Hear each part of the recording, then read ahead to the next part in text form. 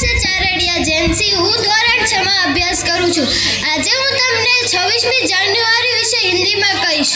आदरणीय मुख्य अतिथि महोदय, शिक्षकगण और मेरे प्यारे साथियों, आप सभी को गणतंत्र दिवस की हार्दिक शुभकामनाएं। आज हम सभी यहाँ 26 जनवरी गणतंत्र दिवस के शुभ अवसर पर एकत्रित हुए हैं। 26 जनवरी 1950 में हमारे देश में संविधान लागू हुआ था। यह दिन हमारे देश के इतिहास में अत्यंत गौरवपूर्ण स्थान रखता है। इस दिन भारत एक संप्रभु, समाजवादी, धर्मनिरपेक्ष और लोकतांत्रिक गणराज्य बना।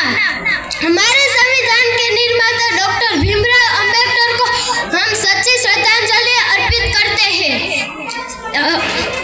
संविधान हमें न्याय, स्वतंत्रता, समानता और बंधुत्व का महत्व देता है।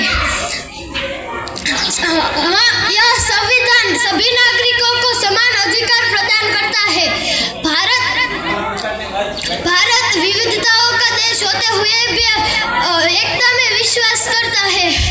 भगत सिंह, महात्मा गांधी, सुभाष चंद्र बोस जैसे वीरों को हम नमन करते हैं। अंत में